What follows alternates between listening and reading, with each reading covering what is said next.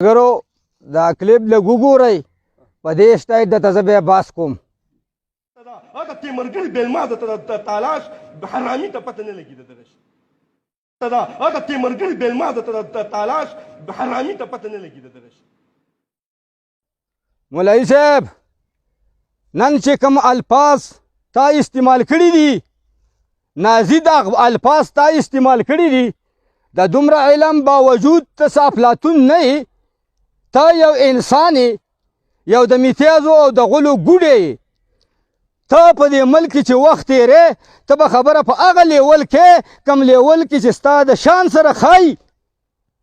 تا چې دا کم نازي به الفاظ استعمال کړي دي د دې به د تیمرګري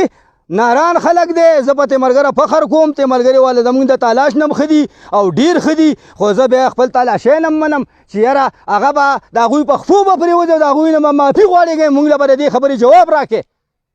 بسم الله الرحمن الرحیم. زما د علاقې څومره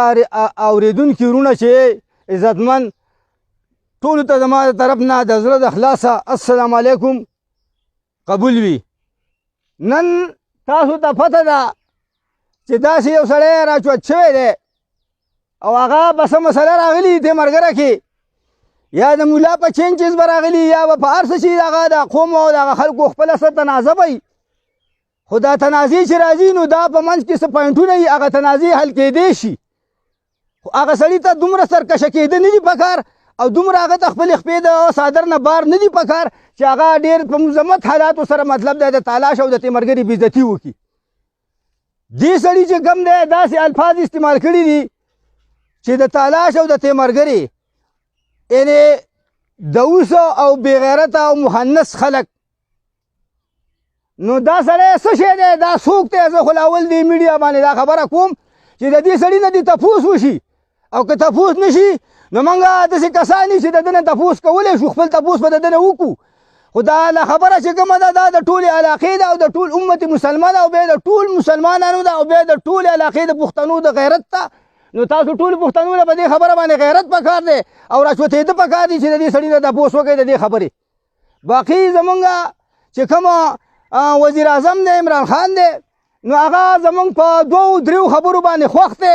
هغه زمونږ دا سوچ نه دی چې موږ له دې روپۍ راکړي موږ ته دې ارزاني راولي ارزاني زموږ د خپلو اعمالو سره ده ارزاني م راتلی شي خو که چېرې زموږ تاسو ته پته ده نن د سړي سره چې 10 لکه 15 لکه روپۍ وشي قسم دی تاسو وګورئ هغه کم قسم خورغودي نه کوي کوم قسم ناروا کار نه کوي کوم د فایشۍ کار نه کوي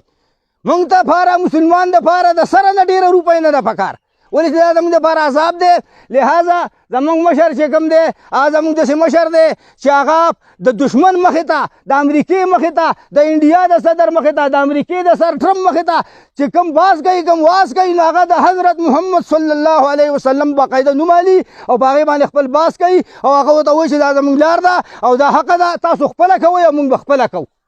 تاسو زموږ پای کې کار مه لرئ موږ به ستاسو پای کې کار که چېرې تاسو کار لرئ نو موږ هم بیا کار لرلی شو نن زموږ کم یو مشر تلی دی کم یو زبرګ تلی دی هغه داسې خبره په پران باندې کړې ده تاسو هر سړی هغه ته په بوره الفاظ سره وایئ چې دا یهودي دی دا پلانکی دی دا ښه نر دی ښه مسلمان دی د خلکو خیرخوا دی خو دا خلک ټول ګنده دی د الف نه واله د یې پورې ته هغه له 2 کاله ټیم ورکې هغه له چې 10 کاله ټیم نه یې ورکړی شوی هغه دا ګنده ملک نشي سیده کولی دا ګنده شوی دی ګنده خلکو ګنده کړی ملک ګنده نه دی موږ په خپله ګنده یو دا هغه پاکستان دی هغه د خدای خاوره ده هغه ځمکه ده او صرف انسانان پې بدلیږي را بدلیږي ټیک ده زموږ حکمرانان په زړو سوچونو کې تللي دي فکرونو کې تللي دي د دنیا په ځینو زنت او لهب کې تللي دي خو دغه شی چې کوم دی حق لار نه ده موږ له هغه دولت پکار دی هغه کار پکار دی هغه ژوند تېرول پکار دي چې په کوم زموږ نه الله او د الله رسول راضي کېږي او موږ پاکستان دا د لا اله الا الله محمد رسول الله دا ملک دی په دې کې ډېر غټ چوت خلک دی عالمان دي تبلیغیان دي غټ مرکز دي او بله زموږ چې کوم دی نو زموږ د مرکز د ریوڼ مشر چې کوم دی دغه عبدالوهاب صاحب نه بعد زموږ چې کوم دغه راغلی دی مشر نو هغه زموږ طارق جمیل صاحب هغه په دې خبرو باندې هم پوهه دی او هغه ته هم د علم دی چې دا سړی په نیت سره صفا دی خو چونکې په نیت سره زه زر ځله صفا شوم نو چې زما مخې ته 100 کسان دي او 100 واړه ګنده دي زما صفا نیت په پکې څه کار وکړي نو دا کار روان دی په طریقه باندې دا زموږ ملک دی موږ د دې نه قسم په خدای چې 100% توقعات ساتو دا سوی چې زما سره بدماشان شته دا خو په یو پرتوک کې په یوه پنسه کې 2 خپې منډل دا خو که داسې وي نو دا خو د هر چا څه شته او که یو سړی د علاقې او د ملک او د قوم په نوم مړ شي نو هغه خو مړ نه وي هغه ژوندی وي هغه خو هغه چې کوم نوم پاتې شي هغه نوم د هغه دپاره غټ شی که نه نو داسې شی دی چې موږ په دې بعضې خبرو کې چې یو سړی په نازیب الفاظ کې په موږ باندې وړاندې شي موږ خو کوشش کوو چې یاره موږ علاقه کې پروګرامونه کوو خبرې کوو خبرې موږ په داسې طریقه باندې وکړو چې هغه د ټولې علاقې دپاره د خیر ښېګړي